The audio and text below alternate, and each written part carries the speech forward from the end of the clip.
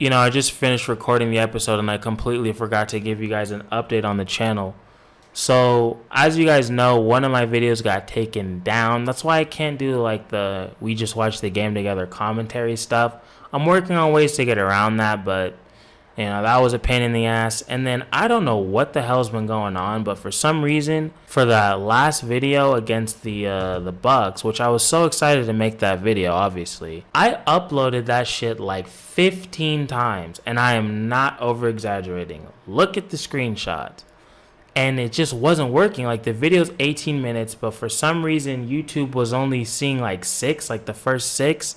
And I was trying different things, rendering and under different like video types and stuff, and it just wasn't working. So somehow I got it to 15, and I was like, fuck it, I gotta get something up. So that's what happened with that. More updates on the channel, but we'll talk about that later because things aren't gonna change for like a month. But this intro's been long enough. Let's get into the video. See you on the other side. Welcome back to More Ignorance in Basketball. Now look, the Bucks, get out of the way. Get swept. You're pathetic. Sixers, get swept. Get out of the way. You're also pathetic. I'm sorry, but we were injured. We didn't have Ben Simmons or Tobias Harris or Seth Curry. You think I give a shit about Seth Curry? I remember when this man couldn't even get in the damn league. He was just Steph Curry's brother trying to get a 10-day. And everybody was like, hey, we're good. You're not your brother. And I'm supposed to feel bad because he's not playing on your team? Guess what?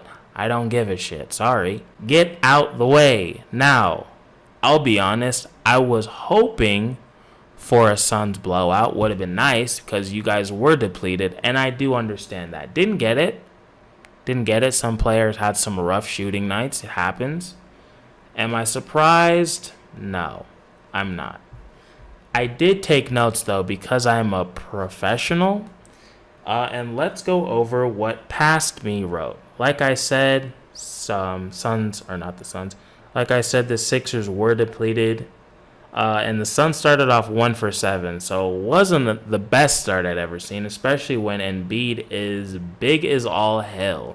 It's weird to see somebody so fucking big. And I'm not just talking about tall. This man is huge.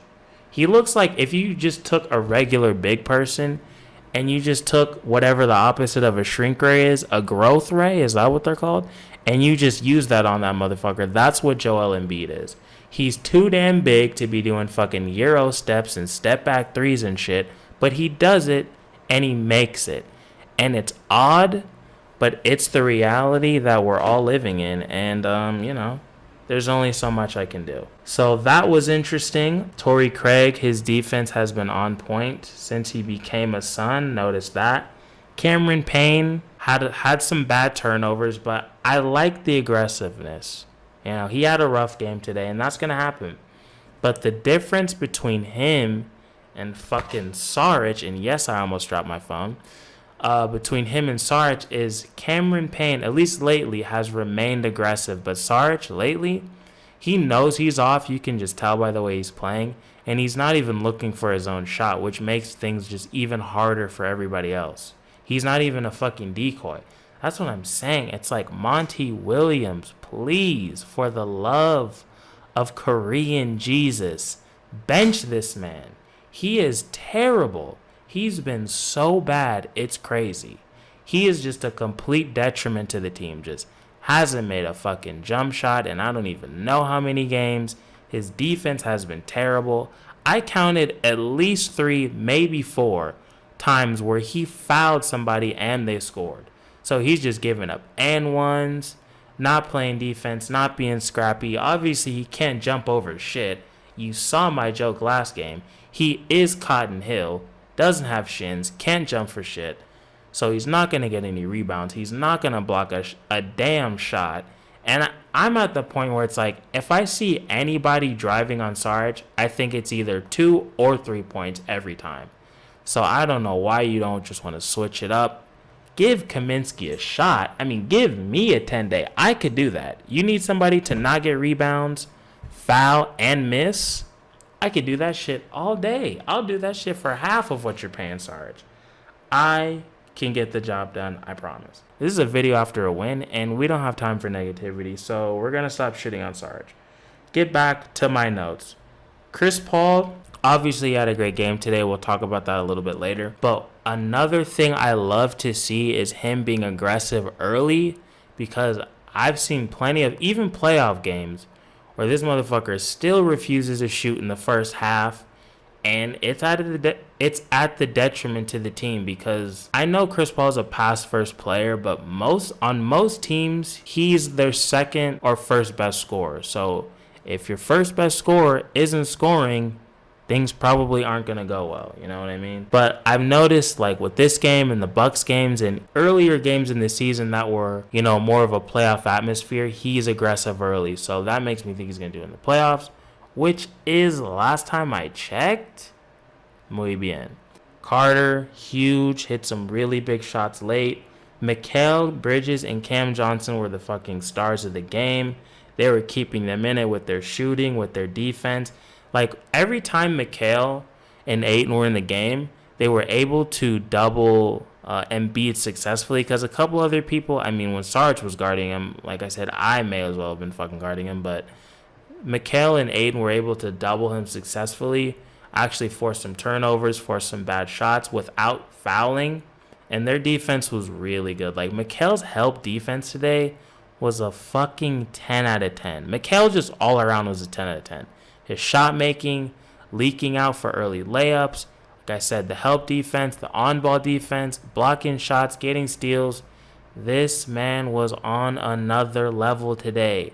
And Cam Johnson just running through screens, playing good defense, hitting huge shots. He looked like he just could not miss today. He was huge. So those two, the two forwards, were great. We had Crowder get injured early, which, is not good, obviously. But I saw him on the bench, so I'm assuming he's fine. If it was a serious injury, he probably would be in the locker room, so I'm not worried about that. And even though Booker had a terrible start, he did finish off strong. I'll talk a little bit more about that, but he did finish the game off strong, which is why I respect this man. He finds a way to win, man, and he's not afraid to take the big shots. And he definitely hits them today. So Booker, obviously you're watching this, because what else would you be doing? Shout out to you, man. You are hooping this season. Now let's go over some team stuff, because that's just how we roll here. Suns ended up shooting 48% from the field. Not amazing. I like them to be over 50 if possible. But hey, I'm picky like that. 36% from 3, and of course we're rounding up. 90% from the free throw line, or 91, I apologize.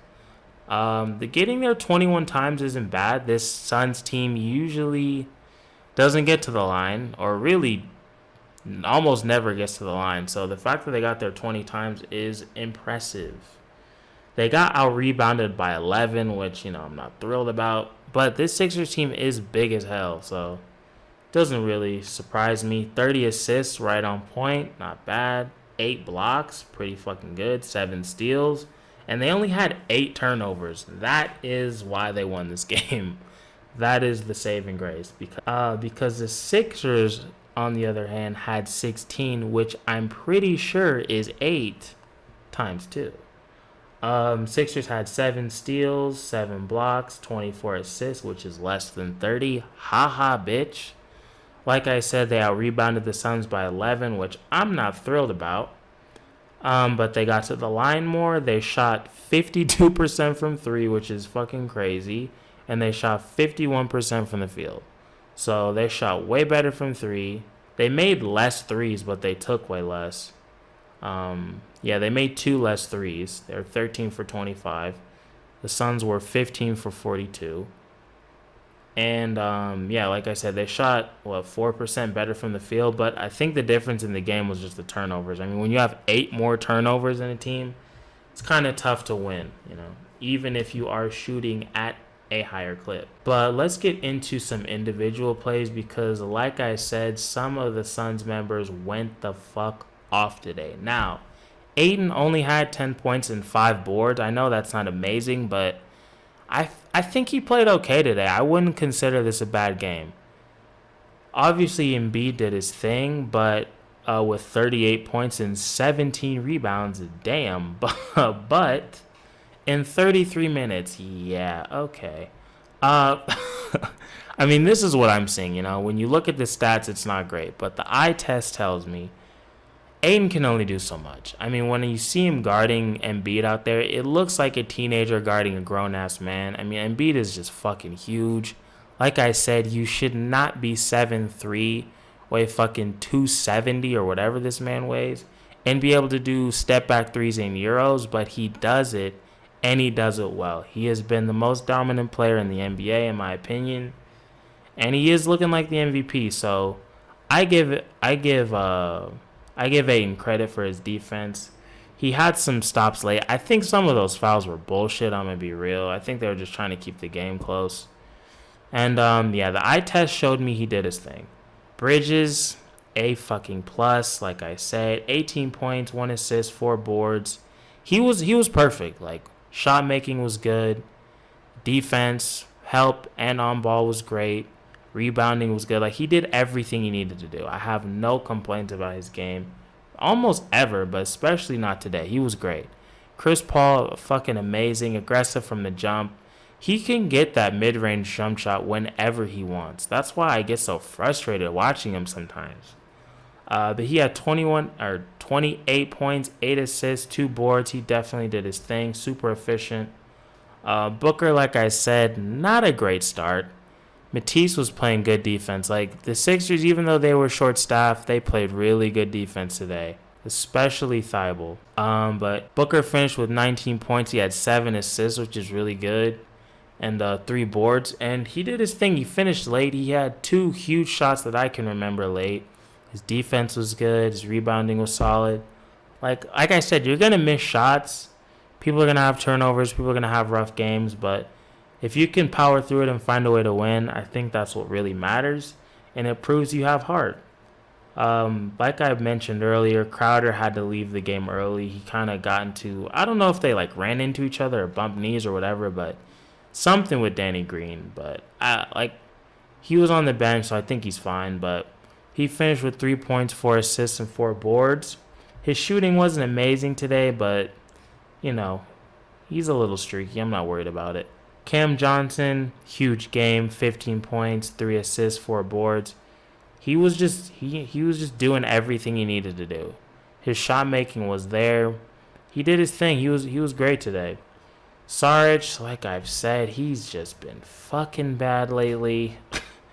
He finished with 7 points, 3 assists, and 1 rebound. His defense was terrible, and he had 5 fouls. Torrey Craig, I mean, he's giving you the same thing almost every night. 4 points, 3 assists, 7 boards, 17 minutes. Those are not bad numbers at all. I'm going to give you guys what they call in the biz a hot take. I think Torrey Craig would be a better backup center than Saric at this point. Saric's defense is just non-existent. He's not a great rebounder. He's definitely not a rim protector. I mean, the way Saric has been playing, what can Torrey Craig... what is he doing that Torrey Craig can't, Or anybody. Just pick a random child off of the street. They could do that. If I go up to anybody in the world and say, hey, I need somebody to not make jump shots, not be aggressive, not be able to rebound, and foul, they could do it. Sign me up. I'm telling you, Suns, give me a 10-day. I can get it done. Javon Carter, like I mentioned, he had 3 threes today, 2 huge late ones. So he finished with 9 points, 2 boards in 16 minutes. Not bad. Cameron Payne, rough game. 3 points, 1 assist, 1 board in 14 minutes. He had 4 turnovers. It wasn't pretty. It's going to happen, but he stayed aggressive, and I'm not mad at it. And again, Nader's still injured, but no minutes from Kaminsky, Galloway, or Moore. Don't love it. I think all of those guys should be in the rotation, but I get it. It's tough to fit everybody in. I think that's it for today. We've covered everything. Solid win. Would have loved a blowout because of how depleted the Sixers were, but hey, man, it's not always going to happen. Game against the Celtics tomorrow. I know they've been hot lately. They've been really up and down all season. I know they had to deal with some injury stuff and COVID shit, so I get it. We'll see how that goes. I'm excited. It should be a good game. Should be a win. I get it. It's a tough one, but we got the Clippers on our ass. Still trying to get that number 1 seed. You know, Donovan Mitchell is missing a couple games, so the Suns really should take advantage of that. That's why I'm mad about that fucking Spurs game.